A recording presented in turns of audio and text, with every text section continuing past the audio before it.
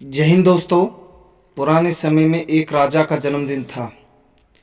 जब वह सुबह जागा तो उसने खुद को ये वचन दिया कि वह आज किसी एक व्यक्ति को पूरी तरह खुश और संतुष्ट करेगा। यह सोचकर वह अपने राज्य में घूमने निकल गया। रास्ते में उसे एक भिखारी दिखाई दिया। वह नाली में कुछ ढूंढ रहा था।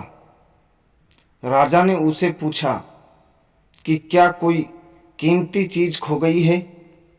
भिखारी ने कहा कि मेरा तांबा का एक सिक्का नाली में गिर गया है, वही ढूंढ रहा हूं। राजा ने उसे चांदी का सिक्का दे दिया और सोचा कि अब ये खुश हो जाएगा। भिखारी ने चांदी का सिक्का लिया और अपने झोले में डाल लिया। वे फिर से नाली में तांबे का सिक्का खोजने लगा। राजा ने सोचा कि शायद ये बहुत गरीब है। उसे फिर बुलाया और इस बार सोने का सिक्का दिया। भिखारी ने सोने का सिक्का देखकर राजा को बहुत धन्यवाद दिया। वह बहुत खुश था, लेकिन उसने वह सिक्का लेकर झोले में डाला और फिर से नाली में जाकर तांबे का सिक्का खोजने लगा। इस बार राजा को गुस्सा आ गया, लेकिन राजा को सुबह का वचन याद आ गया कि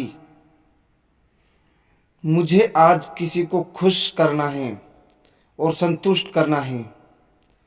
उसने भिखारी को बुलाया और कहा कि मैं तुम्हें मेरा आधा राजपाट देता हूं।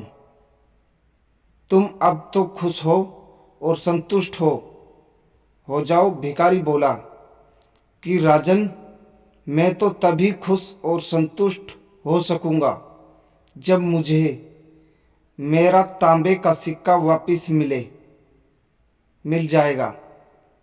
राजा समझ गया कि इसका मन उसी तांबे के सिक्के में फंसा हुआ है। उसने सैनिकों को बुलाया और उसका सिक्का खोजने का आदेश दिया। सैनिकों ने कुछ ही देर में वह सिक्का खोजकर भिखारी को दे दिया। सिक्का पाकर भिखारी खुश और संतुष्ट हो गया। हमें इस कहानी से सीख मिलती है कि इस कथा की सीख यही है कि अधिकतर लोग उन चीज़ों को पाने में लगे रहते हैं जो उनके पास नहीं होती। जो चीज़ पास में है उनकी ओर ध्यान नहीं देते। यही दुखों का मूल कारण है। कृपया इसे से बचना चाहिए। जय हिंद दोस्तों। ऐसी ही मोटिवेशनल, इमोशनल, ज्ञानवर्धक, मोरल कहानी पढ़ने और सुनने के लिए हमारी यूट्यूब चैनल को सब्सक्राइब ज़रूर करें। अगर कहानी पसंद आई हो तो दोस्तों के साथ शेयर ज़रूर करें। जय हिंद दोस्तों।